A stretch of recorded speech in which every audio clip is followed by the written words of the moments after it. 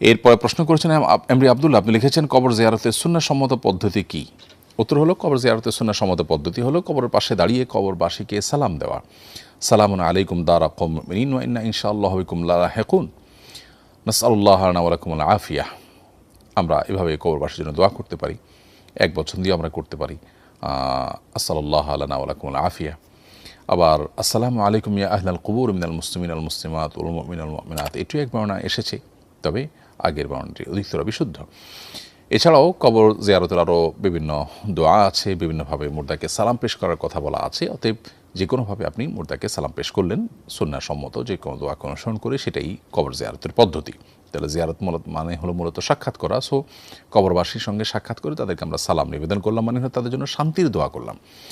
এরপর আমরা চাইলে কিবলামুখী হয়ে মুর্দার জন্য আলাদা করে সেখানে দোয়া করতে পারি, সেটা করা যেতে পারে, অপশনাল। বিভিন্ন রেওয়ায়তের আলোকে, বিশেষ করে মুসলিম আমাদের একটি রেওয়ায়তের আলোকে এটি কিছুটা সাব্যস্ত হয়। তবে কবর জিয়ারতের মূল আমলটাই হলো কবরবাসীকে সালাম পেশ করা, এবং সালাম পেশ করার মাধ্যমেই কিন্তু তাদের জন্য দোয়া করা হয়, শান্তির দোয়া করা হয়, আল্লাহ যেন তাদেরকে মাফ করে দেন সেজন্য দোয়া করা হয়। অতএব এই দোয়া যথেষ্ট। দোয়া যদি একান্ত সেখানে আলাদা করে সালাম পেশ করার পর দোয়া করতে হয়, তাহলে সেক্ষেত্রে কিবলামুখী হয়ে মুর্দার জন্য আলাদা করে দোয়া করা যেতে পারে। এরপরে প্রশ্ন হলো, একবার আত্মহত্যার চেষ্টা করেছিলাম কিন্তু আল্লাহ আমাকে রক্ষা করেছেন, আত্মহত্যার চেষ্টার গুনাহ থেকে কীভাবে মাপ পেতে পারি? আত্মহত্যা করা যেহেতু গুনাহ, কাবিরা গুনাহ, অতএব কাবিরা গুনার জন্য চেষ্টা করাটাও গুনাহ।